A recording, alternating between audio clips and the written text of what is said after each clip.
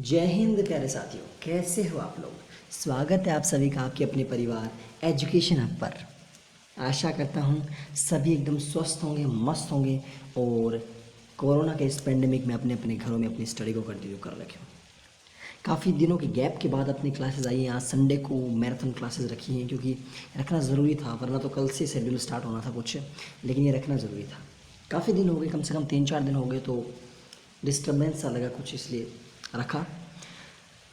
इतिहास की बातें कर रहे थे अपन। इतिहास में पिछली क्लास में हमने लास्ट क्लास अपनी आई थी, उस क्लास में हमने दिल्ली सल्तनत को शुरू किया था। और दिल्ली सल्तनत में सबसे पहले अपन ने गुलाम वंश की बात की थी, और गुलाम वंश में भी हमने बातें की थी, कुतुबुद्दीन ऐबक की बात कर ली थी, और जो आपने इल्तुतमिश की बात कर ली थी, रज़िया सुल्तान की बात कर ली थी।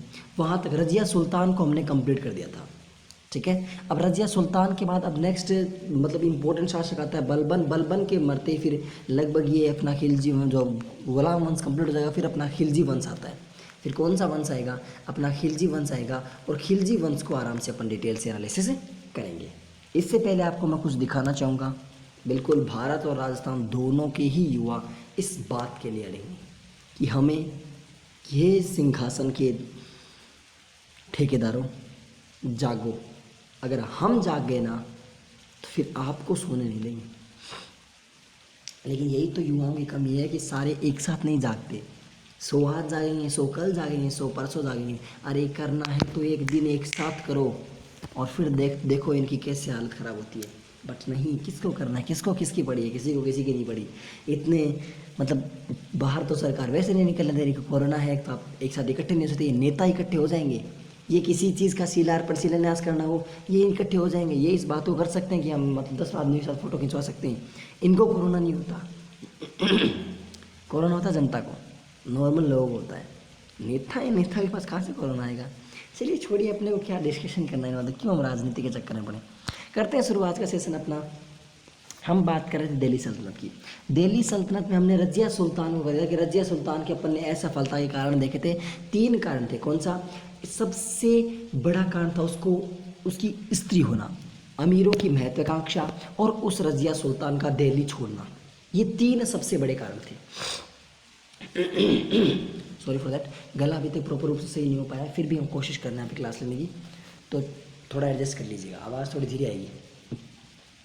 Razia Sultan was the first and last women emperor of world, यानी संसार की प्रथम और अंतिम महिला थी जो शासिका बनी। शासक नहीं, शासिका। चलिए, अब आज रज़िया सुल्तान जैसे ही खत्म हुए, उसके बाद एक टुच्चू सा राजा बना। कौन? बहराम शाह। बहराम शाह राजा बना। इस बहराम शाह के राजा मतलब इसको तो बस एक तरीके से वैसे एक नाम का बनाया। इसके बाद बना नासिरुद्दीन। कौन बना? बहराम शाह के बारे में कुछ भी याद रखने की ज़रूरत नहीं है, नासिरुद्दीन बना। नासिरुद्दीन का इतना ही काम रखो कि ये अपना जीवन टोपी सील कर, राजा था लेकिन उसके बावजूद भी ये टोपी सील कर, ठीक है ना, टोपी की सिलाई कर करके ये क्या करता था, ये अपना जीवन यापन करता था। और इसको दरवेशी किंग कहते हैं। क्या कहते हैं इसको? दरवेशी राजा। क्या नाम दिया इसको? इसको कहते हैं दरवेशी राजा। ओके, बात समझ में आई? आई see got it, is that clear? यानी कि जो बलबन है, अभी सॉरी बलबन तो बाद में आएगा, नासिरुद्दीन महमूद है। ये 1246 से लेकर के नासिरुद्दीन महमूद 1266 तक राजा बना था। 20 साल राजा बना, लेकिन अपने इस 20 साल के इस करियर में इसने क्या किया? इसने टोपी सील करके अपना जीवन यापन किया। क्या सील करके? टोपी सील करके अपना जीवन यापन किया। और उसके अलावा क्या किया? उसके अलावा इसने किया कि इसको दरवेशी किंग भी कहा जाता था। बात यहाँ तक समझ में आ गई होगी आपको। इसके बारे में हम पेजेस देख लेते हैं, उसके अकॉर्डिंग हम चलेंगे। बिल्कुल अब वापस चल सकते हैं आराम से, ठीक है ना। तो आज क्लियर नहीं करें, आगे से आगे चलते रहेंगे, और बाद में जब एक्स्ट्रा ज़रूरत पड़ेगी तो वापस आगे क्लियर कर लेंगे, ठीक है, ताकि अपना टॉपिक। अब आप हेडिंग लगाइए, one and only important the king Balban. Balban भाई साहब वो इंसान था जिसने जो अपना क्या नाम था उसका, इल्तुतमिश था ना, उस इल्तुतमिश ने जो शुरुआत की थी, बलबन ने उसको समेट कर दिया, ठीक है ना। इल्तुतमिश ने जो चीज़ें शुरू की थी ना, इस बलबन ने उन चीज़ों को बंद कर दिया। ओके, चलिए बलबन के बारे में एक एक बातें जानते हैं। ये बलबन अपने रीट के सिलेबस में नहीं है, इसलिए मैं थोड़ा सा केवल पटवार उनके अकॉर्डिंग करवा रहा हूँ, और अगर आपके सिलेबस में है, काम आता है तो आप कर सकते हो, ठीक है ना। वैसे अब करना था ही आपको, ताकि अगर यहाँ से आज लगभग मिडाइवल जो अपना है ना, जो मध्यकालीन इतिहास मुगलों तक चल लेंगे अपन, तो लगभग आज खिलजी गुलाम ये सब कर देंगे, फिर अपन मुगलों पे कूच करेंगे। ओके, तो अब देखते हैं बलबन। बलबन ने, देखो बलबन क्या था, बलबन था आफरासिया, किसका, आफरासियाज, आफरासियाल बोल दो या आफरासियाज बोल दो या आफरासियात बोल दो। इसका क्या था, इसका वंशज था, किसका, आफरासियाज। आफरासियाज अफगानिस्तान की साइड गए थे, उनका ही वंशज था ये, ठीक है ना, बलबन। इस बलबन ने ये बलबन था कौन, आपने नाम सुना, तुर्कान चिलेगानी, बताया था ना आपको, किसने शुरुआत की थी बताइए, तुर्कान चिलेगानी की शुरुआत किसने की थी बताइए कमेंट सेक्शन में। ये बलबन इसी का सदस्य था। इस तुर्कान चिलेगानी ना, तुर्कान जो सरदारों की जो टोली थी, उसको, इसी का सदस्य कौन था, ये बलबन था। अब सोचो, ये बलबन राजा बना, बलबन राजा बना इस तुर्कान चिलेगानी से, मतलब तुर्कान चिलेगानी पावरफुल चीज़ थी। अब जब बलबन ने क्या सोचा कि मैं जब यहाँ से आ सकता हूँ, तो कल को कोई और भी आ सकता है जो मेरे से भी पावरफुल बन के और मुझे सत्ता से हटा दे।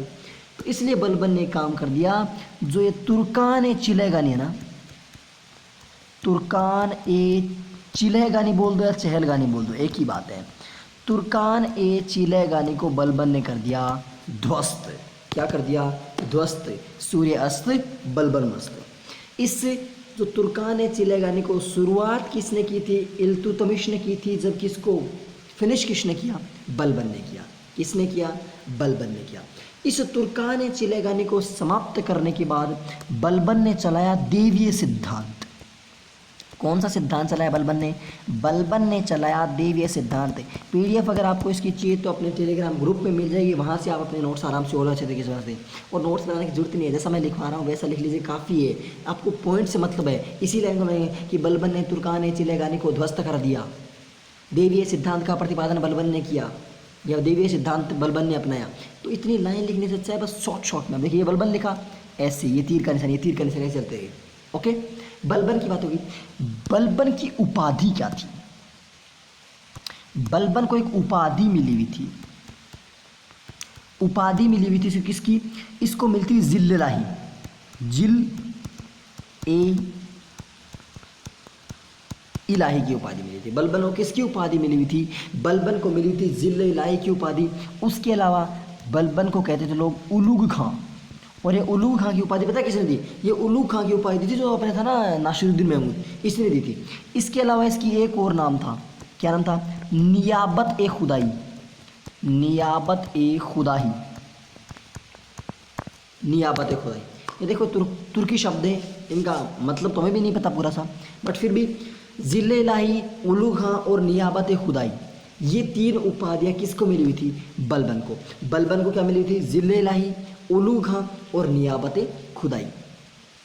इसके अलावा बलबन ने देवीय सिद्धांत तो दिया ही दिया था, इसके अलावा राजत्व का सिद्धांत भी दिया था। कौन सिद्धांत, राजत्व का। देवीय मतलब देवताओं से संबंधित, मतलब जो उनकी उनकी पूजा पाठ थी उनसे संबंधित, और राजत्व मतलब राजा राज परिवार से संबंधित सिद्धांत थे। ठीक है, देवीय सिद्धांत और राजत्व सिद्धांत, ये जब आप इतिहास को गौर से पढ़ोगे ना, डिटेल से पूरा एनालिसिस करोगे, तब समझ में आएगा कि व्हाट इज दिस देवीय सिद्धांत एंड व्हाट इज दिस राजत्व सिद्धांत। ओके, दोनों बात समझ आ गई। यानी बलबन क्या था, आफरासियाज का वंशज था, तुर्कान चिलेगानी का सदस्य था, बाद में राजा बनते इसने तुर्कान चिलेगानी को ध्वस्त कर दिया। उसके बाद इसने देवीय सिद्धांत दिया था। कौन सा सिद्धांत दिया था, देवीय सिद्धांत। इसकी उपाधि थी जिल्ल-ए-इलाही, उलूग खां और नियाबत खुदाई, ये तीनों चीज़ें थी, इसकी उपाधियाँ थी। और बलबन ने देवीय सिद्धांत के साथ साथ राजत्व सिद्धांत भी दिया था। Is that clear, I see got it, there is no any problem. यहाँ तक आपको कोई भी प्रॉब्लम नहीं है, समस्या नहीं है, तो अब चलते हैं अपन आगे नेक्स्ट बात पे। नेक्स्ट अपन डिस्कस करते हैं कि जो बलबन के बारे में कुछ और फैक्ट्स जानते हैं। चलिए, एक ऐसा पेन लेते हैं ना सभी पे चल सके। आजा भाई साहब, नीलत्या लो ना, नीलत्या मारवाड़ी लैंग्वेज जो ब्लू कलर होता है ना, उसका सब बोलते नीलत्या, कालत्या, दौड़त्या, पीलत्या, ऐसे कलर में बोलते हैं, ठीक है ना, कलर से होते हैं ना उनको बोलते हैं। ओके, कलर चैनल नहीं। हाँ जी, अब चलते हैं। बलबन क्या था? बलबन जो ईरानी परंपरा थी। एक्सक्यूज मी मिस, ये तो यहाँ नहीं चल पाएगा, नहीं चल पाएगा तो हम अपना ले लेते हैं।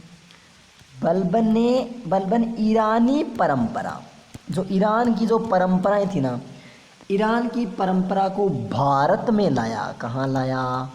भारत में। ईरानी परंपराओं को भारत में लाने का काम किसने किया? इस बलबन ने किया। किसने किया? इस बलबन ने किया। Is that clear? बलबन का वास्तविक नाम पता है क्या था? बलबन का वास्तविक नाम था बहाउद्दीन। बहाउद्दीन बलबन कहते थे इसको, बहाउद्दीन। ओके, ये आपकी जानकारी के लिए अतिरिक्त रूप से बता दिया हमने। ठीक है, तो बलबन ने ईरानी परंपरा क्या किया? उसको भारत में लेकर के आया बलबन। उसके साथ साथ इसने, बलबन बहुत स्ट्रिक्ट रहता था, मतलब बलबन स्ट्रिक्ट था, बहुत ज़्यादा स्ट्रिक्ट था। इसने दरबार में हंसी मजाक पर रोक लगा दी। किस पर? एक तो बलबन स्ट्रिक्ट था और एक इसके बाद आएगा अलाउद्दीन खिलजी। इन दो के जितना मैं कहता हूँ कमीना इंसान नहीं मिला दुनिया में। अलाउद्दीन खिलजी तो कहीं कह सकते हैं, वो तो जब आएगा तब करेंगे, उसके बाद अभी क्यों शुरू करें उसको। हाँ जी, समझ गया आप लोग। दरबार में इसने हंसी मजाक पर रोक लगा दी कि कोई हंस गया सीधा सूली पे लटका दिया जाएगा। हंसने तक, मजाक करने तक रोक लगा दी कि आप दरबार में आते हो, यू शुड मेंटेन डिसिप्लिन, अनुशासन रखना पड़ेगा। अगर ऐसा अनुशासन अपनी संसद में लगा देना तो सारे नेता एक दिन में फांसी चढ़ जाएं, क्योंकि संसद में हंगामा ही वहीं करते हैं वो सारे, और कोई काम तो होता नहीं है। जनता की बात तो उनको सुननी नहीं है, बस वहाँ जाके हंगामा करवा लो उनसे, जितना कहोगे उतना कर देंगे, वो कर देंगे। उस पर कुर्सी फेंक देंगे, उसके जान पर मार देंगे, उसे थप्पड़ मार देंगे। उसके बाद इस बलबन ने क्या किया? सिजदा और पैबोश, सिजदा और पैबोस जो दो प्रथाएं थी ना, ये परंपरा रहोगी, सिजदा और पैबोस। सिजदा क्या होता है, पैबोश क्या होता है नहीं जानते। सजदा जानते हो? सजदा करते हैं, सजदा। सजदा या सिजदा का मतलब है झुककर सलाम करना किसी को। झुककर सलाम कैसे करना हम बताते हैं, ध्यान से समझिए। मानिए ये दरबार लगा हुआ है, ठीक है, ये आपका दरबार लगा हुआ है। यहाँ पर आपका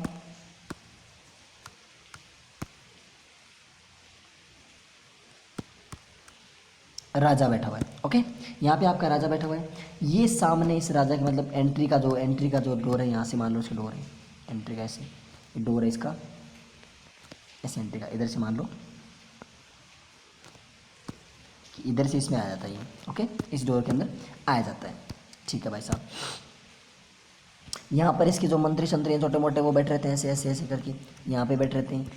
और यहाँ पे जो इसके द्वारपाल वगैरह हैं वो खड़े रहते हैं, यहाँ पे इसके रक्षक वगैरह खड़े रहते हैं, सब खड़े रहते हैं। और यहाँ पे इसको जो पंखा झुलाती जो महिलाएं हैं वो खड़ी रहती हैं, यहाँ पुरुष खड़े रहते हैं जो भी है। और ये इसका पूरा इसके राजा का गद्दी है। यहाँ से मान लो एंटर हुआ XYZ पर्सन कोई भी, वो यहाँ से आएगा, टिक टिक टिक टिक टिक, यहाँ पर आकर के पहले सजदा करेगा, झुक कर के सलाम करेगा, ऐसे झुक करके अपने हाथ से करते ना, ऐसे झुक कर के राजा को सलाम करेगा। उसको बोलते हैं सिजदा, कि सजदा तेरा करता रहूं, सिजदा। सिजदा कर दिया, उसके बाद चला आगे, टिक टिक टिक टिक टिक, ये राजा के चरण कमल, यहाँ पे वो पवित्र चरण कमल, उनको ये टच करेगा। I would like to touch your feet, ऐसे बोलेगा। ओके, कि मतलब मैं आपके चरणों को स्पर्श करना चाहता हूँ, इनको स्पर्श करके हम जन्नत को नसीब करना चाहते हैं। ऐसी परंपराएं थी, उसको बोलते हैं पैबोश। उसको क्या बोलते हैं? पैबोश।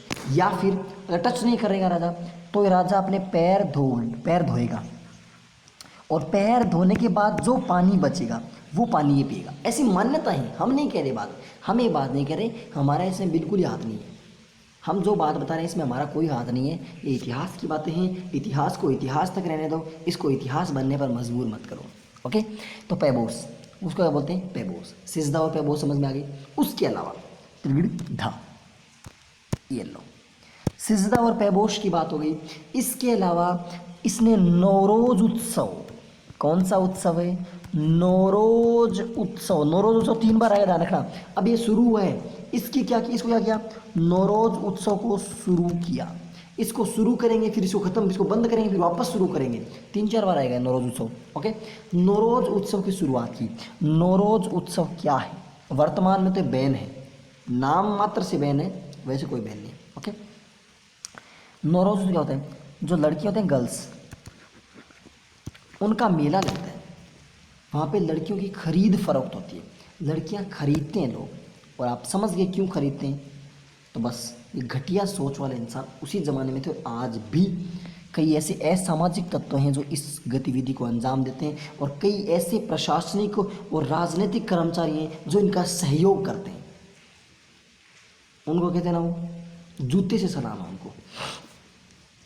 तो नौरोज उत्सव को शुरू किसने किया? बलबन ने किया। अब देखिए बलबन के इंपॉर्टेंट फैक्ट आते जा रहे हैं। उसके बाद नौरोज उत्सव शुरू कर दिया बलबन ने नौरोज उत्सव शुरू किया। उसके बाद बलबन ने एक नीति अपनाई, कौन सी? रक्त और लोहे की नीति। कौन सी नीति? रक्त और लोहे की नीति कि यदि कोई आराम से मानता नहीं है ना तो बस खून की नदियां बहाओ, लोहे से मारो, पटक पटक के। मतलब क्रोधी नीति अपनाई इसने, क्रूर नीतियां अपनाई कि अगर कोई प्यार से माना तो ठीक है, नहीं माना सलटा दो, निपटा दो, वहीं हिसाब किताब कर दो। इसने एक और काम किया, इसने सेना का पृथक विभाग बनाया, सेना को अलग डिपार्टमेंट बनाया और उसका नाम दिया दीवान ए वरीद। दीवान ए वरीद किसने? इस बलबन ने सेना का एक पृथक विभाग बनाया और उसको नाम दिया दीवान ए वरीद, क्योंकि सेना हमेशा वरी करती है, वरीर चिंतित रहती है, तो सेना क्या होती है? दीवान ए वरीद, यानी चिंता का काम करती है। तो दीवान ए वरीद सेना के लिए अलग विभाग बनाया। ओके, ठीक है। उसके बाद नेक्स्ट अगला आता है कि इसने सेना का तो बनाया, इसने गुप्तचर विभाग भी बनाया। कौन सा विभाग? गुप्तचर विभाग भी बनाया कि जो मतलब गुप्त सूचनाएं लाते थे दूसरे जगह से, अलग अलग गुप्त सूचनाएं लाते थे, तो उनका विभाग बनाया। और इसको क्या नाम दिया? सॉरी एक मिनट मिस्टेक होगी एक थोड़ी सी। इसको वरीद नहीं कहा, दीवान ए ये वरीद इसके लिए नहीं था, सेना कैसे चिंतित रहेगी सेना? दीवान ए आरीज, इसको तो नाम दिया दीवान ए आरीज। सेना का जो प्रथम विभाग था ना, इसको नाम दिया दीवान ए आरीज। और जो गुप्तचर विभाग था ना, गुप्तचर विभाग, इसको नाम दिया दीवान ए वरीद, क्योंकि चिंतित तो गुप्तचर रहते ना, चिंता तो करते हैं कहीं कोई सल्टा नहीं दे। मान लो गुप्तचर कोई सूचना लेके जा रहे हैं यहाँ से, मेरे को पता चल गया मेरे राज्य से लेके जा रहे हैं, मेरे को पता चलेगा गुप्तचर जाएगा और उसके पास सूचना देगा, मैंने उसको पकड़ के लटका दिया फांसी। तो गुप्तचरों का अलग विभाग कौन सा था? दीवान ए वरीद। इसके अलावा इसने डाक विभाग भी शुरू किया। कौन सा विभाग? डाक विभाग, जो मतलब डाक का काम करते थे, उनके बारे में शुरू किया। ये आपका बलबन की मुख्य बातें कंप्लीट हो गई। बलबन इसी के साथ आपका समाप्त होता है और बलबन क्या, आपका जो गुलाम वंश है वो भी लगभग समाप्त होता है। ध्यान से सुनिएगा फटाफट। इसके बाद अंतिम बात आप जान लीजिए कि गुलाम वंश का अंतिम राजा, अंतिम शासक, गुलाम वंश का अंतिम शासक था कैमूस था। इस कैमूस को निपटा दिया किसने? जलालुद्दीन खिलजी। इस जलालुद्दीन खिलजी से एक शुरुआत होगी। खिलजी वंश की हेडिंग लगाइए फटाफट पीछे चलिए, अगर नहीं लिखा है तो फटाफट साथ में लिखते आइए और चलते चलिए। शुरू करते हैं। यहाँ पे भारत का और राजस्थान का युवा बेरोजगार है, मांग रहे हैं लोग, चलते हैं। बहराम शाह के बारे में पढ़ा। बहराम शाह के बाद अपना राजा बना नासुरुद्दीन, और नासुरुद्दीन अपनी ज़िंदगी किसे जीता था? टोपियाँ सिल करके जीता था। और इसके अलावा इसको क्या नाम था? इसको दरवेशी राजा भी उपाधि मिली हुई थी। बहराम शाह कंप्लीट। अगला चलते हैं। उसके बाद राजा बना बलबन। बलबन तुर्कान चिलगानी का क्या था? बलबन तुर्कान चहलगानी या तुर्कान चिलगानी का क्या था? सदस्य था। इसलिए इसने राजा बनते सबसे पहले तुर्कान चहलगानी को क्या कर दिया? ध्वस्त कर दिया। उसके अलावा बलबन ने एक सिद्धांत दिया। कौन सा सिद्धांत दिया? बलबन ने दिया देवीय सिद्धांत। कौन सा सिद्धांत दिया? देवीय सिद्धांत दिया। बलबन की कुछ उपाधियां हैं, कौन कौन सी? जिले लाही, बलबन को क्या कहते हैं? जिले लाही, उलूघा, नियाबत खुदाई, ये इसकी तीनों उपाधियां हैं। इसके अलावा बलबन ने एक और सिद्धांत दिया। कौन सा? राजत्व का सिद्धांत। कौन सा सिद्धांत दिया? राजत्व का सिद्धांत। बलबन ईरानी परंपरा को भारत में लेकर के आया। कौन सी परंपरा को? ईरानी परंपरा को कहाँ लेकर के आया? भारत में लेके आया। और बलबन ने दरबार में हंसी मजाक पर रोक लगा दी और सिजदा और पैबोश प्रथा भी इसने शुरू कर दी। ठीक है। उसके बाद बलबन ने नौरोज उत्सव मनाना शुरू कर दिया। नौरोज उत्सव मनाने के साथ बलबन की नीति थी रक्त और लोहे की नीति। रक्त और लोहे की नीति थी। अभी कहानी आएंगे आगे, अब खिलजी वंश आएगा ना भाई, शानदार सी कहानी, रणथंबोर आएगा, चित्तौड़ आएगा, तब बताएंगे आपको। उसके बाद सेना के लिए पृथक विभाग दीवान ए आरीज बना दिया। क्या बना दिया? दीवान ए आरीज बना दिया। गुप्तचर विभाग बनाया दीवाने वरीद, गुप्तचर विभाग कौन सा बनाया, दीवाने वरीद, और डाक विभाग की भी शुरुआत कर दी। और इस गुलाम वंश का अंतिम राजा कौन बना, कैमूर्स, और कैमूर्स की हत्या किसने कर दी, जलालुद्दीन खिलजी। और उसके बाद कौन सा वंश आ गया, उसके बाद आ गया आपका कौन सा वंश, write down the heading, Khilji वंश।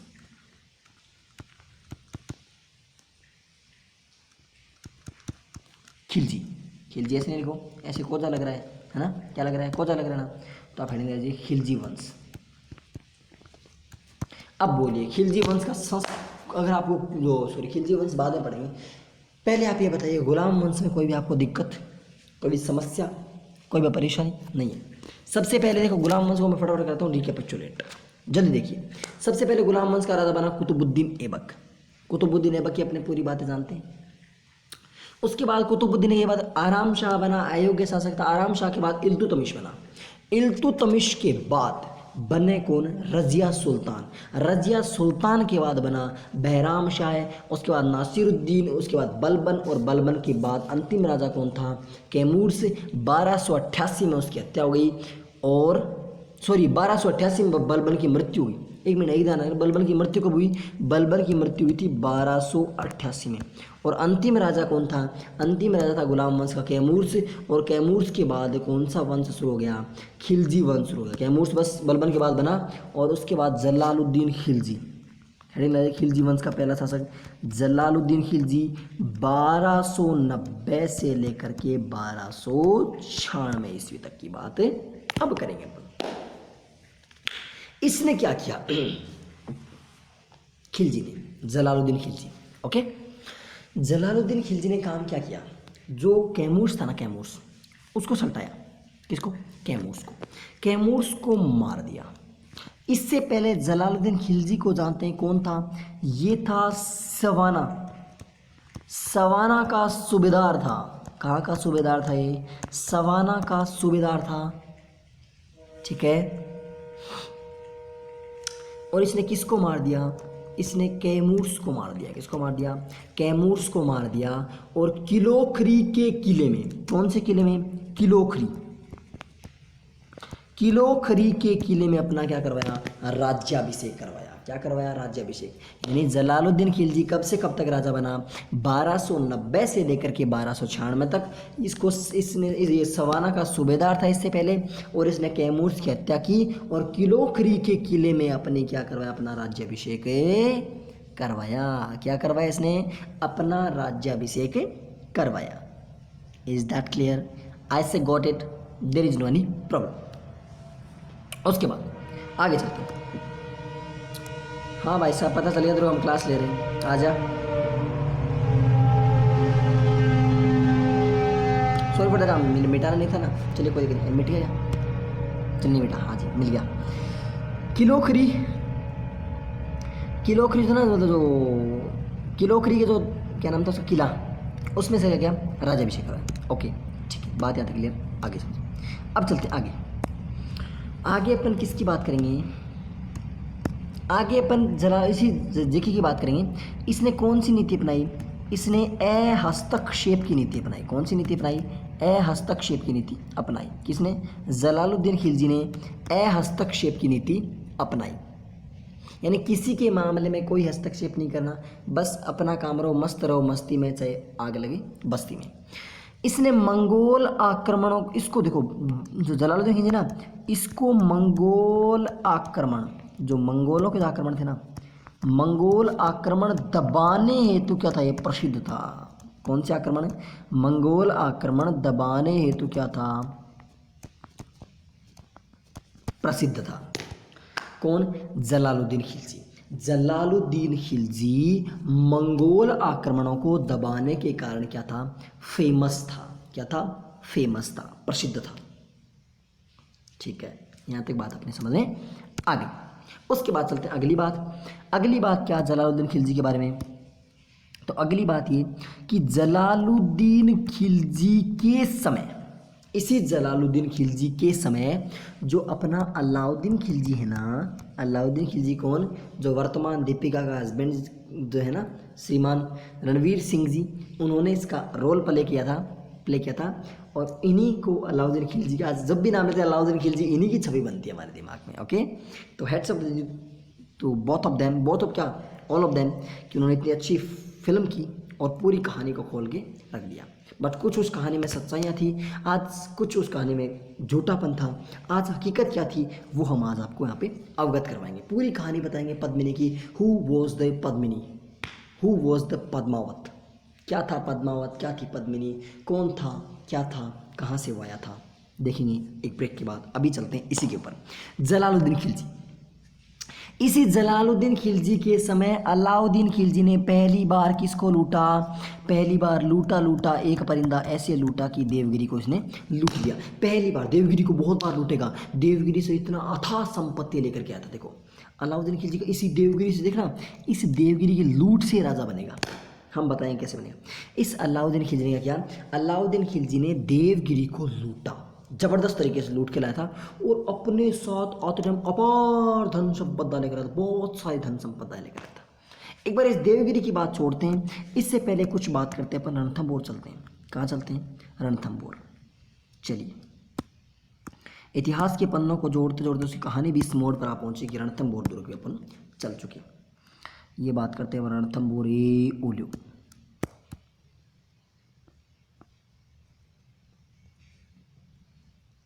ये आपका रणथंभौर क्या हुआ,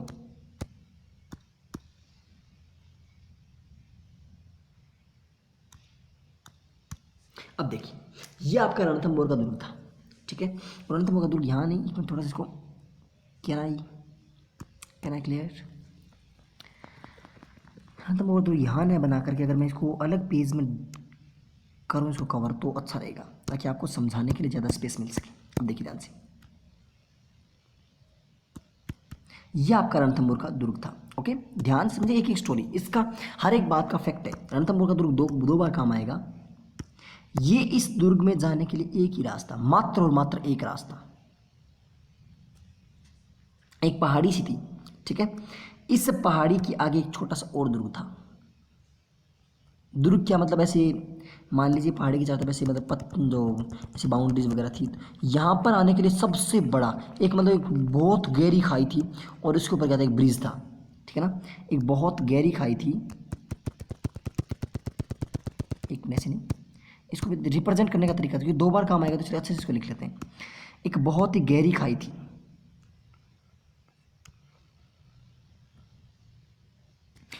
इस खाई को क्रॉस करने का, जो खाई थी, इस खाई को क्रॉस करने का केवल और केवल एकमात्र रास्ता कहाँ से था, इसके ऊपर से था। और ये रास्ता रात को कर दे बंद कर देते थे। और यहाँ पर क्या था, ये आपका दुर्ग था, बिल्कुल प्रोटेक्ट दुर्ग था, आराम से, कोई दिक्कत वाली बात नहीं थी। अब जलालुद्दीन खिलजी ने क्या किया, इसी रणथंभौर का जाना, रणथंभौर के बाद झाइन का दुर्ग और एक झाइन है नाम है, ये तो रणथंभौर आपका, रणथंभौर के साथ साथ एक झाइन का दुर्ग और है, कौन सा, झाइन का दुर्ग। ओके, अब ध्यान से सुनेगा, बात है 1291 की।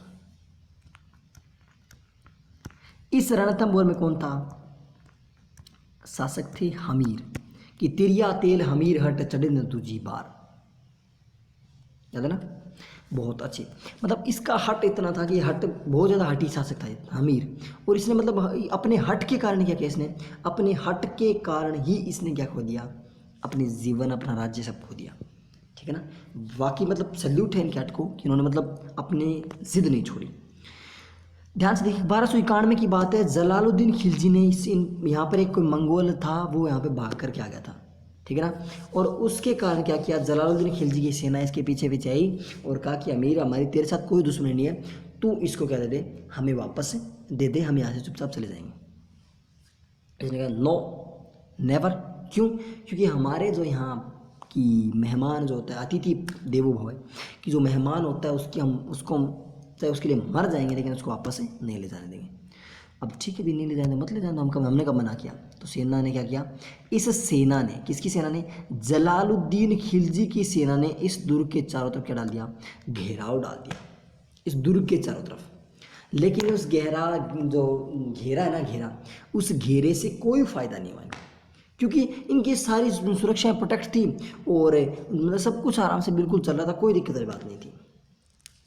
अब जलालुद्दीन खिलजी ने डाले रखा 4-5 महीने तक घेरा, लेकिन कोई मतलब नहीं निकला, कोई मतलब नहीं निकला। तो जो 1291 से लेकर के 1292 हो गई भाई साहब, 1291 से लेकर के 1292 तक जलालुद्दीन, मतलब एक साल नहीं भी बाकी, मतलब देखो अब जैसे सितंबर अक्टूबर के बाद डाला इसने और जनवरी फरवरी के बाद इसने खोल दिया, लगभग 6 महीने डाला था। इस 6 महीने में से कुछ नहीं मिला, बाबा जी का ठुल्लू नहीं मिला इसको। अब ये जलालुद्दीन खिलजी क्या हो गया कि भाई साहब ये जोड़े जमीर तेरे हाथ, हम चलते हैं। तो सिंपल सी बात कि जलालुद्दीन खिलजी इसके साथ हार गया, हार ही मान लो एक तरीके से, क्योंकि इसका मुकाबला नहीं कर पाया, तो यहाँ से चला गया। ठीक है, जलालुद्दीन बात खत्म। जलालुद्दीन की पूरी कहानी इतनी थी। उसके बाद अब चलते हैं, एक आपको बात बताई थी मैंने, देवगिरी कहाँ बताई थी, देवगिरी बताई थी मैं अभी, चलिए अगर मिट गई कोई भी नहीं, यहाँ पर बता दें आपको, ये देवगिरी और बता दें देवगिरी, ये बात करते हैं देवगिरी। इसके बाद आगे चलता है, हाँ बिल्कुल ठीक है, रखा हुआ है उसको रखा रहने दो, ये मिटा दें यहाँ से इतना, इस दुर्ग को ऐसे कैसे बना रहा है। अब एक बार आपको पीछे वाली कहानी जोड़ता हूँ, देवगिरी। देवगिरी को लूट करके कौन लाया था, अलाउद्दीन खिलजी। कौन लाया था, अलाउद्दीन खिलजी। अलाउद्दीन खिलजी इस देवगिरी से वापस यहाँ पे अपनी सल्तनत में आ रहा था, रास्ते में अपने खूब सारा डोनेट करता है, जो भी मिला उसको अपार धन संपदा लुटाई, वो लो, लूटो लूटो लूटो, जितना आपको लेना उतना लो। अब सोचो, जो उस टाइम लोगों को भूख थी बहुत ज़्यादा, क्योंकि राजा महाराजा बहुत ही रेयर चांस में देते थे उनको, बहुत ही कम देते थे, जितनी उनकी फसल वगैरह होती थी सब लूट लेते, सब खा लेते थे, बस कुछ नहीं बचता इनके पास, केवल 12 महीने का अनाज भी, वो भी इनको नाप नाप के लेना पड़ता था। और सोचो, जो राजा इतना दान कर रहा है उसकी राजा बनने का विरोध कौन करेगा, कोई नहीं करेगा ना। तो इसलिए इसने ज़बरदस्त उसने दिया दान। दान देने के बाद ये मिला जलालुद्दीन खिलजी से। आपने कभी पद्मावत देखी है ना, अगर नहीं देखी तो अच्छे से देखना उसको। ये जलालुद्दीन खिलजी से मिला और जलालुद्दीन खिलजी ने ही इसको एक गुलाम दिया। क्या नाम दिया, क्या था उसका नाम, जलालुद्दीन खिलजी ने इसे क्या दिया, एक वो किन्नर दिया। क्या दिया इसको, किन्नर। और उस किन्नर का नाम क्या था, उसका नाम था मलिक काफूर। मलिक काफूर वहीं दिया इसने, कहाँ पे, किसने दिया, इस जलालुद्दीन खिलजी ने इसको दिया। बोल तेरे लिए मैं क्या लेके आया हूँ, कि गुलाम लेकर के आया हूँ। इस मलिक काफूर के कहने पर, मतलब मलिक काफूर के कहने पर साथ क्या कर दी, इस जलालुद्दीन खिलजी क्या कर दी, हत्या कर दी। क्या कर दी, हत्या कर दी। किसने, अलाउद्दीन खिलजी ने। जलालुद्दीन खिलजी ने की हत्या कर दी गई यहीं पे अलाउद्दीन खिलजी की, अलाउद्दीन खिलजी के द्वारा। अब जलालुद्दीन खिलजी भाई साहब निपट लिए। अब राजा कौन बन गया, राजा बन गया अलाउद्दीन खिलजी।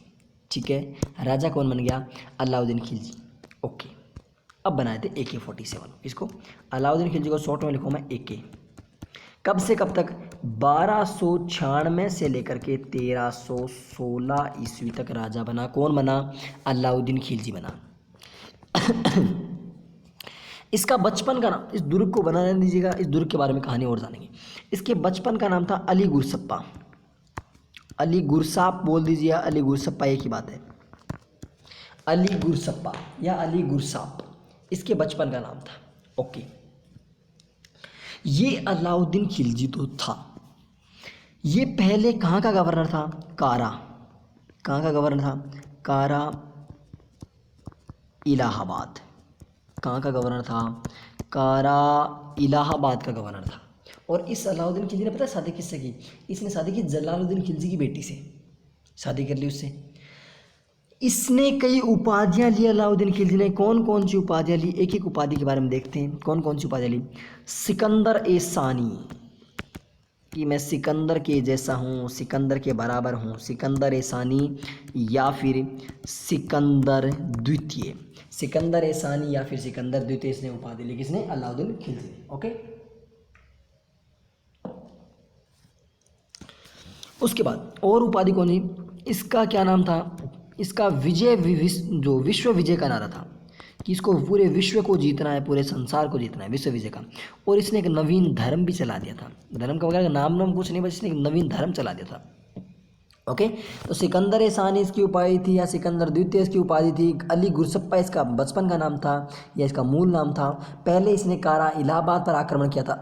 सॉरी, पहले इसने जो कहाँ का गवर्नर था, क्या कारा इलाहाबाद का गवर्नर था। इसका सपना क्या था? विजय विश्व को विजय करना और इसको नवीन धर्म चलाना, एक नवीन धर्म चलाना भी इसका क्या था? एक सपना था। सबसे पहले आक्रमण इसने कहाँ किया? फर्स्ट अटैक, पहला आक्रमण किसका? अलाउद्दीन खिलजी का प्रथम आक्रमण।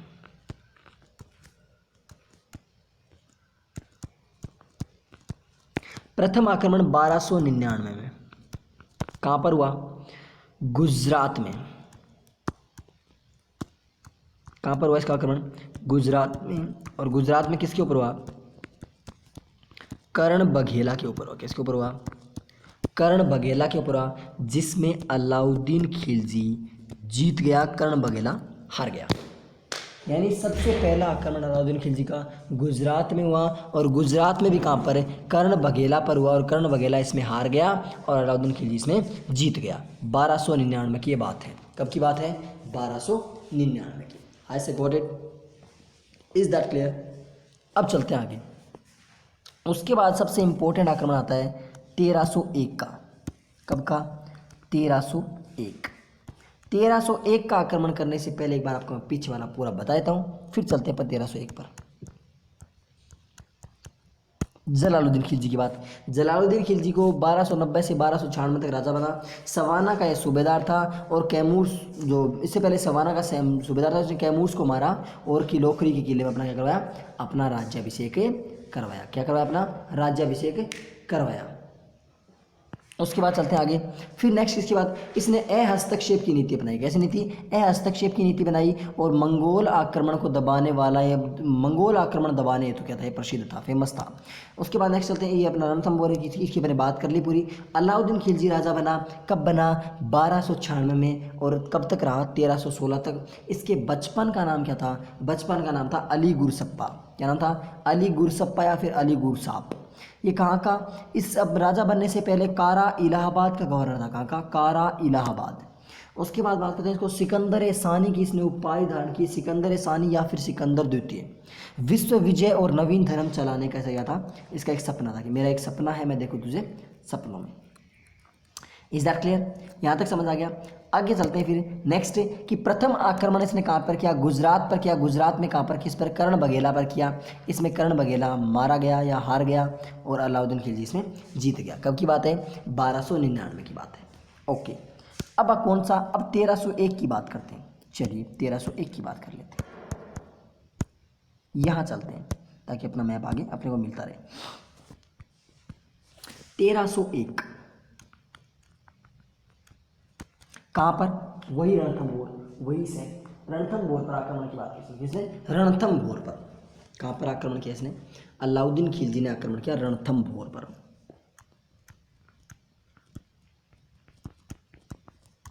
रणथंभौर, वही वहाँ का शासक कौन? अब देखिए कितने साल हुए उस उन बातों को। 1301 की बात है।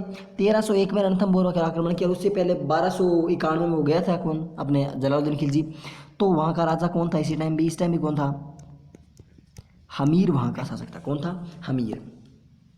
इसने रणथंभौर पर आक्रमण किया, और रणथंभौर पर आक्रमण करते समय वहाँ पर इसने वही काम किया, उसका रणथंभौर का घेराव डाला रखा, और घेराव डाले रखा तो इस हमीर के दो सेनापति थे। कौन कौन?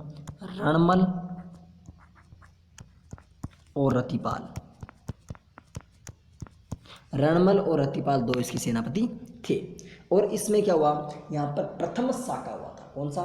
प्रथम साका हुआ था। साका हम बताएंगे साका क्या होता है। वो अजय देवगन वाला साका नहीं, कि मतलब उसका नाम था साका, वो साका नहीं। यहाँ पे क्या हुआ था? प्रथम साका। किसने आक्रमण किया? रणथंभौर पर आक्रमण किया। किसने? अपने ये अलाउद्दीन खिलजी ने। और अलाउद्दीन खिलजी वहाँ का राजा कौन था? हमीर। और इसके सेनापति कौन कौन थे? कौन कौन थे सेनापति आपके? एक तो रणमल और एक रतिपाल। रणमल और रतिपाल।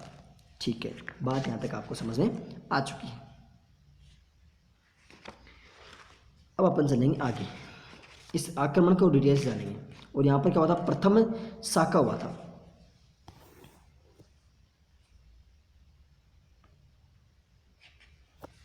एक मिनट, हम कुछ ढूंढ रहे हैं और वो हमें मिल नहीं रहा।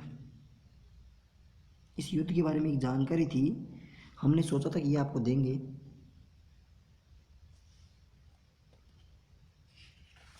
अलाउद्दीन खिलजी के बारे में बहुत बड़ी बड़ी जानकारियाँ थी हमारे पास।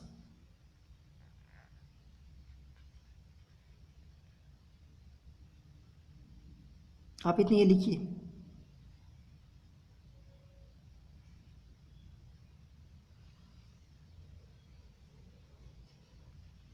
जानकारी तो मिल गई बट जो हम ढूंढ रहे हैं वो नहीं मिल पा रही।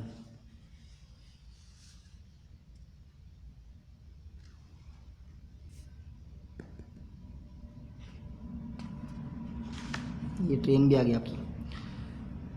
अलाउद्दीन खिलजी,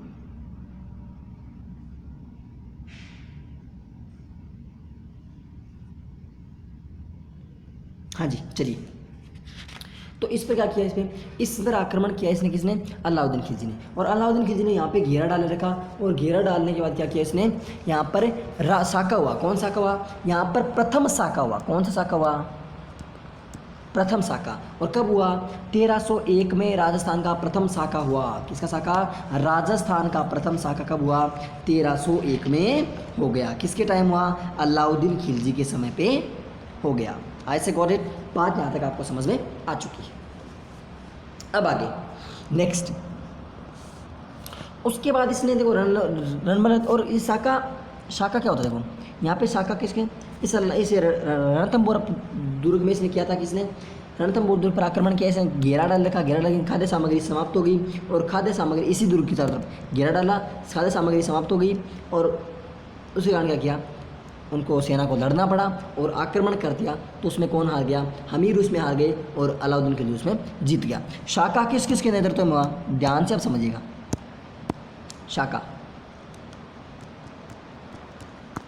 शाका होता क्या, देखो ध्यान से। एक होता है केसरिया, एक होता है जौहर। केसरिया प्लस जौहर। केसरिया कौन करते हैं? केसरिया करते हैं पुरुष। कौन करते हैं केसरिया? केसरिया करते हैं पुरुष, और जौहर करती हैं महिला। केसरिया मतलब केसरिया पगड़ी पहनकर और सामने वाली सेना के साथ या तो मर गए या मार देंगे, एक काम करेंगे। और जौहर अंदर महिलाएं चाहे तो पानी में डूब के कर सकती हैं, चाहे तो खुद को आग में समर्पित करके कर सकती है। कैसे भी जौहर कर सकती है, मतलब अपना सब कुछ खत्म करना, वो होता है जौहर। और ये दोनों केसरिया प्लस जौहर दोनों मिल जाते हैं ना, तब बनता है कौन? शाका। क्या बनता है? तब बनता है शाका। तो ये जो रणथंभौर का शाका था, ये इसका जो केसरिया तो किसने किया?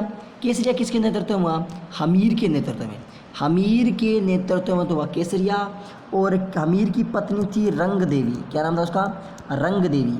रंग देवी के नेतृत्व में क्या हुआ? जौहर हुआ। हमीर के नेतृत्व में तो केसरिया, और रंग देवी के नेतृत्व में जौहर हुआ, और मिलकर क्या बन गए? शाका बन गया। क्या बन गया? शाका। बात यहाँ तक समझ में आ चुकी है। I think there is no problem. उसके बाद नेक्स्ट चलते हैं। उसके बाद अगली बात करते हैं अपन किसकी? अगली बात आती है, कौन से आक्रमण की बात करते हैं? अब आता है सबसे इम्पोर्टेंट वाला। कौन सा? 1303 रणथंभौर। कहाँ का आक्रमण? सॉरी, रणथंभौर तो पढ़ लिया ना। 1303 में चित्तौड़ का आक्रमण। 1303 में किसका आक्रमण? चित्तौड़ का आक्रमण। शासक कौन? रतन सिंह, रावल रतन सिंह। इसकी वाइफ का क्या नाम? पद्मिनी। और इधर से आक्रमण करता कौन? Alauddin Khilji. Okay, I see got it. ठीक है, पूरी कहानी समझने के लिए चलिए आपको जोड़ते हैं इतिहास से। ये आपका क्या था? मेवाड़। मेवाड़ की तो बात चल रही है। उधर रणथंभौर मेवाड़ में पड़ता है, चित्तौड़ नहीं। तो मेवाड़ के पास ही क्या पड़ता है? इधर उधर चलते हैं, मेवाड़ से आगे चलते हैं। श्रीलंका गया हुआ था कौन? हम बात किसी कर रहे हैं श्रीलंका किसको भेजे हैं हम? जो आपका क्या नाम था? रावल रतन सिंह। कौन? रावल रतन सिंह, RR। ये रतन सिंह गया हुआ था कहाँ पे? श्रीलंका।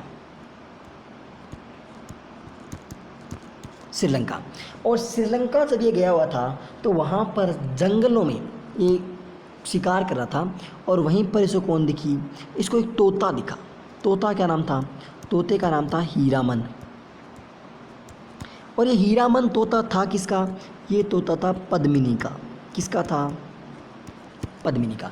ये पद्मिनी से की कैद से, मतलब पद्मिनी इसको पिंजरे में रखती थी और यहाँ से उड़ करके जंगल में आ गया था। तो हीरामन तोता था।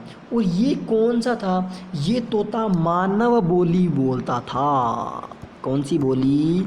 मानव बोली बोलने वाला तोता कौन था? हीरामन। हीरामन तोता इस पद्मिनी के पास था, लेकिन अब किसके पास आ चुका था? इस जो अपने रतन सिंह के पास से आ गया था। ओके, रतन सिंह ने इससे पूछा कि भाई कैसा है, क्या है, इस पूरी डिटेल जान ली। कि पद्मिनी बोले ऐसी ऐसी इतनी सुंदर है कि मान ले तू तो आज तो देखी नहीं हुई सुंदर, मतलब बिल्कुल अच्छे से इसको पूरा एक्सप्लेन कर दिया। अब रतन सिंह ने सोचा कि चाहिए तो पद्मिनी चाहिए, नहीं तो कुछ नहीं चाहिए, है ना। तो चाहिए तो पद्मिनी चाहिए, नहीं तो कुछ नहीं चाहिए। ओके, तो ये बोल चल मेरे को लेके चल। इसने वहाँ पे पद्मिनी से क्या कर लिया? पद्मिनी से इसने कर लिया विवाह। और पद्मिनी को कहाँ से? श्रीलंका से लेकर के कहाँ पर आ रहा था? ये आ रहा था कहाँ पर? चित्तौड़ या फिर मेवाड़। रास्ते में रात हुई, रात को ये आपस में यहाँ पे इसके साथ ऐसा कौन था? इसके साथ एक था इसका मंत्री। मंत्री का क्या नाम था वो मेरे को कमेंट में बताओगे आप, क्योंकि जब मैंने राजस्थान का इतिहास पढ़ाया था ना मेवाड़ का ग्रुप में, तो वहाँ पे आपको बताया था मैंने। क्या नाम था उस मंत्री का? बताइए जल्दी।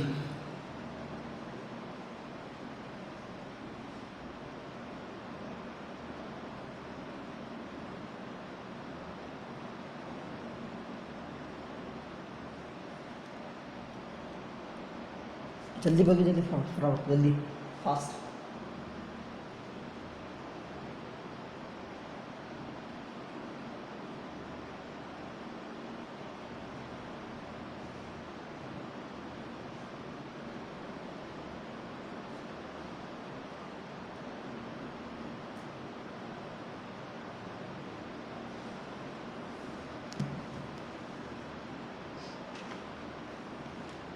हमने जब आपको पढ़ाया था ना मेवाड़ का इतिहास, तो मेवाड़ में हमने बताया था कि उसके मंत्री का क्या नाम था? नहीं याद आ रहा ना? राघव चेतन। याद आया? ये राघव चेतन क्या था? ये था भाई साहब जादू टोना करने वाला। इस राघव चेतन की नज़र पड़ी इस पद्मिनी पर, और इस पद्मिनी पर नज़र पड़ी तो इस बात का पता चलेगा कि इसको अलाउद्दीन खिलजी को, सॉरी इसको रावल रतन सिंह को, और रतन सिंह ने इसको यहाँ से निकलवा दिया। कहाँ से? अपने राज्य से। बोलते यहाँ से तू निकल जा। अब ये यहाँ से निकल करके किसके पास चला गया? ये यहाँ से निकल कर चला गया अपने किसके पास? उसी अलाउद्दीन खिलजी के पास। अलाउद्दीन खिलजी के पास चला गया और मौके की तलाश में था। इधर पद्मिनी और वो उधर आराम से रह रहे थे, बिल्कुल आराम से चल रहा था कुछ। एक दिन वो कहते हैं ना कि मंदिर मस्जिद लड़वाते हैं, मेल कराते मधुशाला, तो मधु का प्याला पिया हुआ दोनों का, क्या अलाउद्दीन बैठ दोनों आपस में गप्पे लड़ाते हैं। तो जब अलाउद्दीन उसको लेकर के आया ना अपने साथ महल में, बोल चल मैं आज तेरे को अपनी रानियों से मिलाता हूँ। तो अलाउद्दीन खिलजी कहते हैं कि 3 रानियाँ थी, वैसे तो बहुत सारी थी, मतलब उस किस्म का आदमी था ये। 3 रानियाँ थी। इसने कहा बोल ये देख इतनी इतनी मैं कितना खुश नसीब हूँ कि मेरे पास देख इतनी इतनी अच्छी अच्छी रानियाँ हैं। तो बोले ठीक है खुश नसीब है। तो बोले कि महाराज ये तो कुछ नहीं है, तूने एक नाम नहीं सुना? बोल क्या? बोल ये देखिए कभी क्या? बोल नो। तो बोले एक बार देखना, ये तेरी तीनों मिलकर जो पूर्ति करती है ना वो अकेली काफ़ी है। बोले ऐसी बात? बोल हाँ। नंबर 1 ये बात होगी। युद्ध का कारण बनी पद्मिनी। लुगाया राज कांड करवाती है। इतिहास में बहुत सारे युद्ध औरतों के कारण हुए हैं ना। चलिए अब दूसरा रीज़न क्या हुआ कि एक बार once upon a time there was Alauddin Khilji की सेना जा रही थी गुजरात। कहाँ जा रही थी? गुजरात। और गुजरात जाने के लिए उसको रास्ता क्रॉस करना था कहाँ से? मेवाड़ से। और मेवाड़ से जाते समय इस रावल रतन सिंह ने ले लिया, क्या ले लिया? टैक्स ले लिया इस जाती हुई सेना से। टैक्स ले लिया और वापस आते रहते सेना कहीं से घूम के आ गई वापस, लेकिन जाते टाइम इसे ले लिया टैक्स। और इस टैक्स के बदले क्या? इनको आक्रमण झेलना पड़ा। दोनों रीज़न हो गए इसके पास, आक्रमण के 2 रीज़न हो गए। अब कर दिया इस रतन सिंह के ऊपर आक्रमण किसने? अलाउद्दीन खिलजी ने। उसके बाद की कहानी आपको पता है, आक्रमण के समय कुछ टाइम तक उसने बाहर घेरा डाले रखा। जितनी ये जो बाउंड्री जो इनकी थी ना, जो किले की दीवार, जो रणथंभौर का दुर्ग था, उसकी दरबार जितनी जो चित्तौड़ का किला था, जितनी उसकी दीवार ये तोड़ते ना रात को, दिन में कौन, अलाउद्दीन खिलजी की सेना, उतनी वो रात को वापस बना लेते। अब जितनी दीवार तोड़ते उतनी वापस बना लेते। अब सोचो जब दीवार नहीं टूटी तो क्या करेगा, इसलिए अलाउद्दीन खिलजी ने खेली राजनीति। उसने कहा बोल के, रतन सिंह जी हमें कुछ नहीं चाहिए, हमें कुछ नहीं चाहिए, हमें आपकी पद्मिनी को सिर्फ एक बार दिखा दीजिए, आप पद्मिनी को दिखा दीजिए और हम यहाँ से चुपचाप बिना कुछ कहे चले जाएंगे। तो रतन सिंह ने नहीं माना, बट फिर भी पद्मिनी ने कहा कि अगर मेरे एक बार दिखने से मतलब अगर आपकी समस्याएं हल होती हैं तो क्यों ना मैं नहीं दिखूं, मतलब दिख जाऊं तो अच्छी बात है। तो इसने कह दिया कि बोलो ठीक बात है, ओके नो प्रॉब्लम, कोई दिक्कत वाली बात नहीं है। अब इस पद्मिनी को दिखाने की बात हो गई। पद्मिनी को दिखाने के लिए भी अलग तरीका अपनाया गया कि यहाँ पर तो बीच में था, यहाँ पर इनके बैठने का, यहाँ पर तो ऊपर की महल के ऊपर की साइड यहाँ पर खड़ी थी पद्मिनी, यहाँ से इसकी सामने एक मिरर था, यहाँ पे एक शीशा रखा हुआ था, इस शीशे के बाद यहाँ पे था पानी। इस पद्मिनी की डायरेक्ट इमेज बन रही थी इस शीशे में, शीशे की इमेज बनी थी इस पानी में, और यहाँ पे अलाउद्दीन और रतन सिंह दोनों खड़े थे। यहाँ पे सामने पर्दा लगा हुआ था पद्मिनी के सामने। अलाउद्दीन सोच रहा था कि बिल्कुल मैं पद्मिनी को मतलब अपने साथ लेके आ सकता हूँ, सब कुछ कर सकता हूँ, जैसे ही मेरे को दिखेगी मैं पद्मिनी को लेके चल जाऊँ। इसने क्या किया, इस यहाँ जैसे ही पर्दा हटाया, पर्दा हटाते इस यहाँ से इसकी इमेज बनी, पानी में बनी, और यहाँ से दो बातें आती हैं। एक तो बोलते हैं कि अलाउद्दीन खिलजी यहीं इस पद्मिनी को मतलब प्राप्त करने के लिए यहाँ पे इसको पकड़ने के लिए चला, लेकिन ये पानी में गिर गया। दूसरा कहते हैं कि हाथों हाथ जैसे मतलब पद्मिनी थोड़ा सा दिखती है, इसका पर्दा हटा दिया गया, तो अलाउद्दीन खिलजी हाथ हो गया। ये यहाँ से वापस इसने कहा, बोल रतन सिंह जी मेरे को बाहर छोड़ के आओ। बोल ठीक है चल। तो रतन सिंह इसको बाहर छोड़ने गया, रतन सिंह को बना लिया बंदी। फिर हुआ युद्ध, वहाँ से इसको छुड़ा के दिल्ली से छुड़ा करके लाए थे, जो उसकी जो पालकियाँ गई थी सैनिकों की, तो उनको वो छुड़ा करके लाए थे, और आप पर वापस आ गए, यहाँ पे युद्ध हुआ, और इन्हें वापस यहाँ पे साका हो गया। कौन सा साका? दूसरा साका। कौन साका? दूसरा साका चित्तौड़ में। और इस चित्तौड़ का नाम बदल कर क्या हो गया? चित्तौड़ का नाम बदल करके कर दिया गया खिजराबाद। अपने बेटे खिज्र खां के नाम पर चित्तौड़ का नाम बदला, और चित्तौड़ का नाम बदल क्या कर दिया, इसको खिजराबाद कर दिया गया। ये था अलाउद्दीन खिलजी और उसकी जो रणथंभौर पर और चित्तौड़ पर आक्रमण की कहानियाँ। ठीक है, अब आगे चलते हैं। 2 आक्रमण हो गए। अब इसके बाद इसने तीसरा आक्रमण किया जालौर पर। कहाँ पर आक्रमण किया अलाउद्दीन खिलजी ने? अलाउद्दीन खिलजी ने आक्रमण किया तीसरा जालौर पर। जालौर में कौन था? जालौर में था आपका कानड़ देव चौहान। अलाउद्दीन खिलजी का तीसरा आक्रमण कहाँ पर? जालौर पर। राजा कौन? कानड़ देव। और इसका पुत्र कौन? इसका पुत्र था वीरमदेव। कौन था? वीरमदेव। इसकी कहानी भी इंटरेस्टिंग है, बहुत काफ़ी अच्छी कहानी है। चलिए इसकी कहानी भी जान लेते हैं, है ना? जान लेते हैं, चलिए जानते हैं कहानी। इतिहास में देखो, इतिहास को कहानी से पढ़ते हैं ना तो बहुत ही मज़ा आता है इतिहास में। इतिहास वाकई पढ़ने वाली चीज़ है। ये था किसका दरबार? अलाउद्दीन खिलजी का दरबार।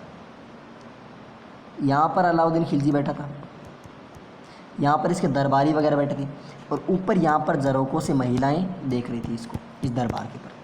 सामने से यहाँ से बिल्कुल एक सुंदर सा नौजवान युवक, बिल्कुल सुडोल हष्टपुष्ट काया का, आंखों में सुरमा डाले हुए, कानों में मुर्कियाँ पहने, हंसता मुस्कुराता चेहरा, ऊपर मुकुट धारण किए हुए, बिल्कुल दिखने में अच्छा, कमर पर तलवार लटकाए, शानदार सा एक राजपूती खून आ रहा था। क्या नाम था उसका? उसका नाम था वीरमदेव। कौन आ रहा था? वीरमदेव। दरबार ने घोषणा की कि श्री फलान सिंह भट्टार से परम भट्टार फलान सिंह दिकार सिंह कौन आ रहे हैं? वीरमदेव पधार रहे हैं।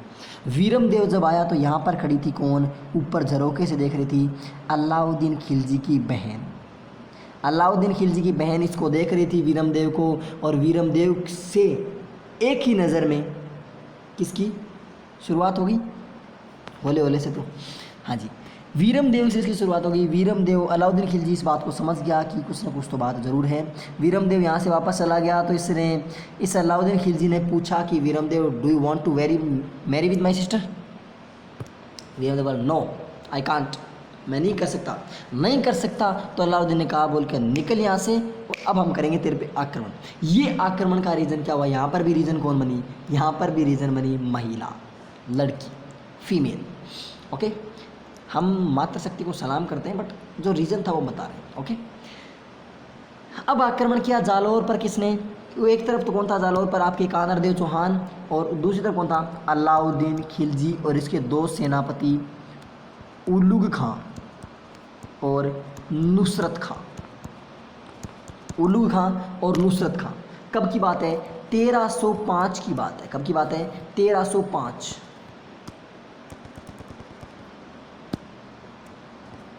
1305 की बात है। 1305 पर आक्रमण किया। यहाँ पर देखो मतलब उलुग खां और नुसरत खां ने इन पर आक्रमण किया। ये कहाँ से, आपके कानरदेव यहाँ से कहाँ चला गया, कानरदेव यहाँ से चला गया आपके कहाँ पर, जालौर में जो सिवाना दुर्ग है, सिवाना वैसे बाढ़ में नहीं पड़ता है, जालौर में भी। यहाँ से कहाँ चला गया कानरदेव, कानरदेव चला गया सिवाना। कहाँ चला गया, सिवाना।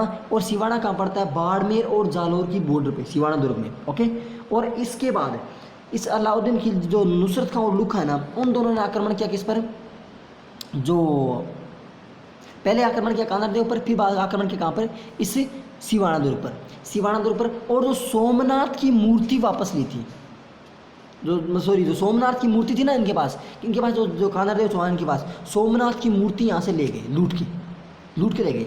और इससे जो इन दोनों का मतलब ये युद्ध में हार गए, सिवाना वाले युद्ध में। और इसमें जो क्या नाम था अपना, सिवाना का तो नाम था, इनका बाद नाम बहुत बदले मुगलों ने, जो इन्होंने तुर्कों ने। सिवाना का तो नाम बदल दिया, क्या कर दिया, खैराबाद कर दिया। और जालौर का नाम कर दिया जलालाबाद। जालौर का नाम क्या कर दिया, जलालाबाद। ऊपर चित्तौड़ का नाम क्या कर गए थे, खिजराबाद। सिवाना का नाम क्या कर दिया, खैराबाद। जालौर का नाम क्या कर दिया, जलालाबाद। 3 नाम कर दिए। ओके, उसके बाद जो मतलब सिंध वहाँ से ये अलाउद्दीन खिलजी जीत जात के आ गया। और जब ये सोमनाथ की मूर्ति, जो सोमनाथ की मूर्ति थी ना, ये सोमनाथ की मूर्ति लेकर के जा रहे थे ना, तो वहाँ पे एक मुल्तानी सेनापति था। इस मुल्तानी सेनापति ने इसे सोमनाथ की मूर्ति वापस ले ली। कौन सी मूर्ति, जो सोमनाथ की मूर्ति है ना, जो अलाउद्दीन की सेना जो लूट के ले जा रही थी, उस सोमनाथ की मूर्ति को यहाँ से ले लिया। और इस सोमनाथ की मूर्ति को 5 जगह उन्होंने खंडित कर दिया था। इस सोमनाथ की मूर्ति को 5 जगह स्थापित करवाया था। कितनी जगह, 5 जगह स्थापित करवाया था। कितनी जगह स्थापित करवाया था, इस सोमनाथ की मूर्ति को 5 जगह स्थापित करवाया था। ये आपकी किसकी बात हो गई, ये बात हो गई आपके अलाउद्दीन खिलजी के और जालौर पर आक्रमण की। ठीक है, 3 आक्रमण क्लियर। अब चलते आगे।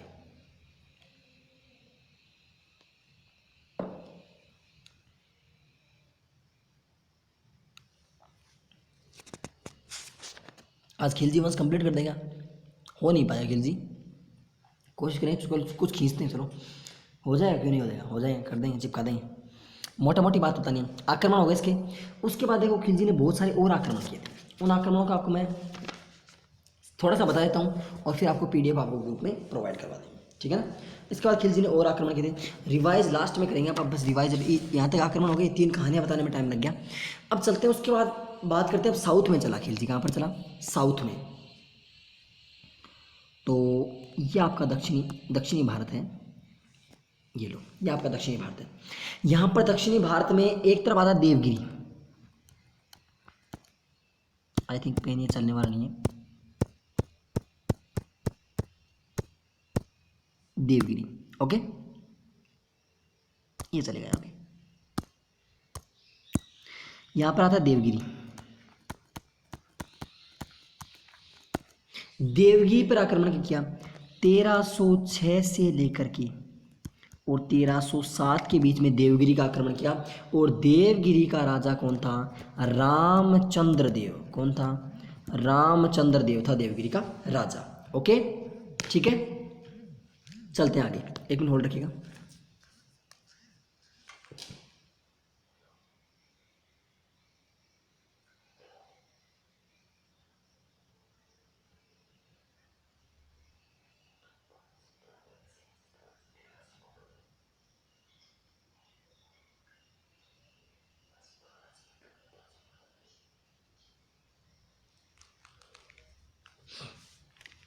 हाँ जी, सॉरी फॉर दैट।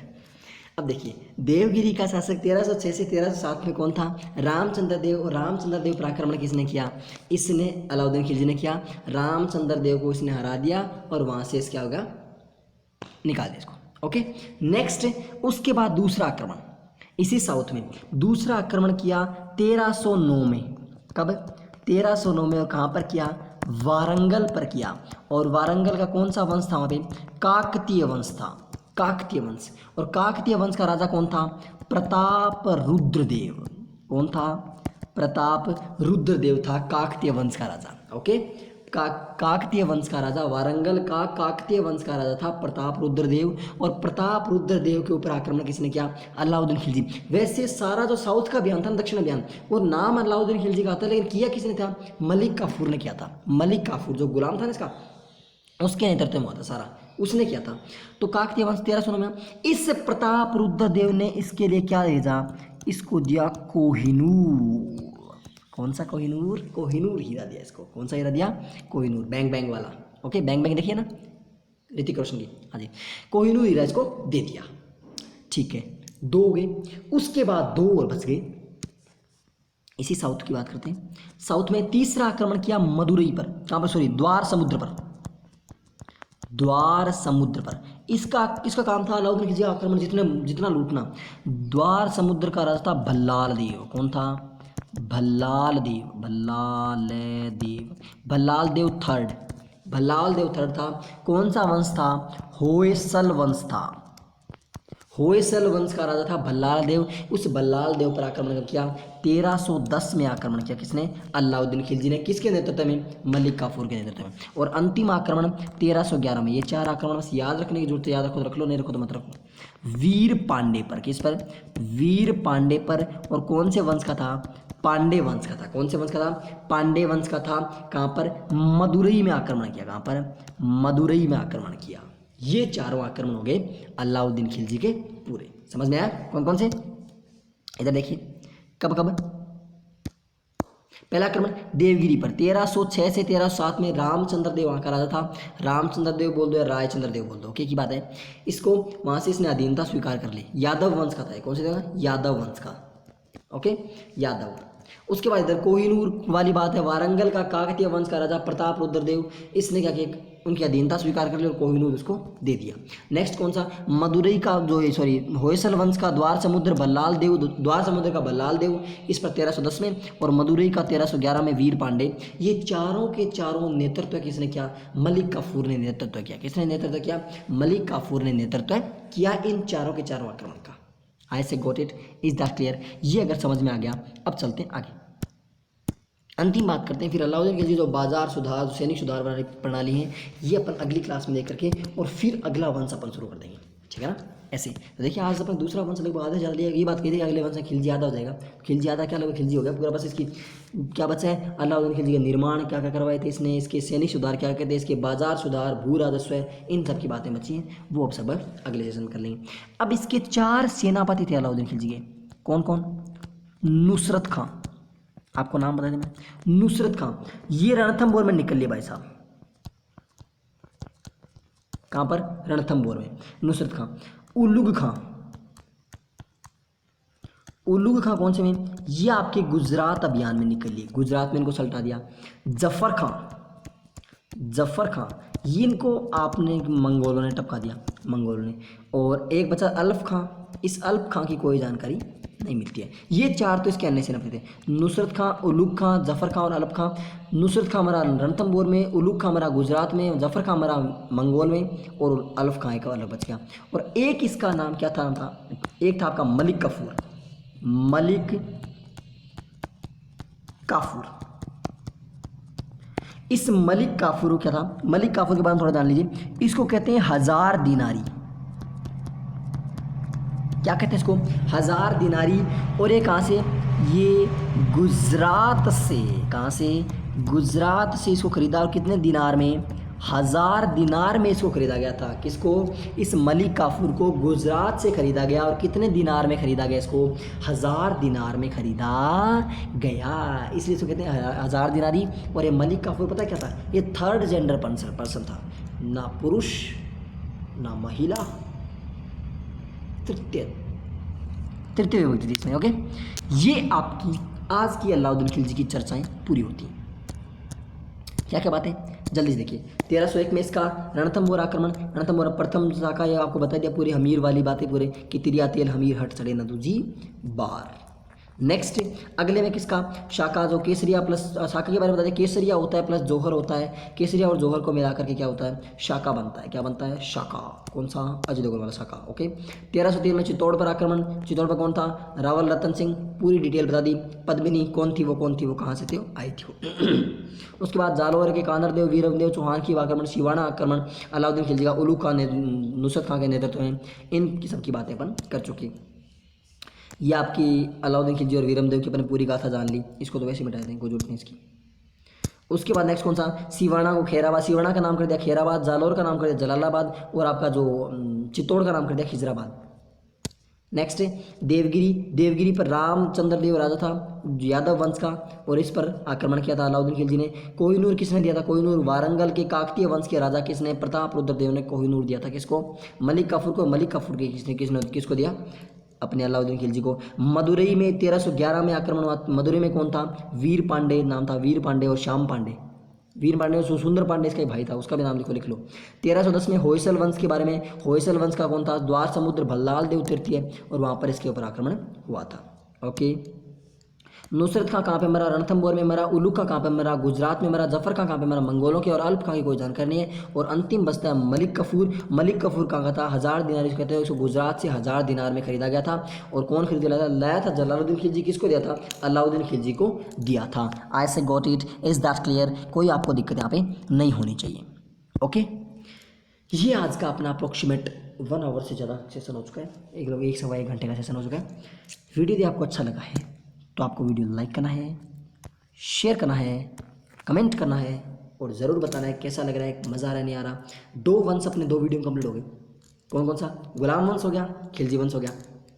अगले अपन तुगलक कर देंगे, बस जल्दी जल्दी फिर अपन मुगलों पे चलेंगे। अगले में तुगलक के अगले में 2 हो जाएगा, अपने तुगलक हो जाएगा, वो भी हो जाएगा।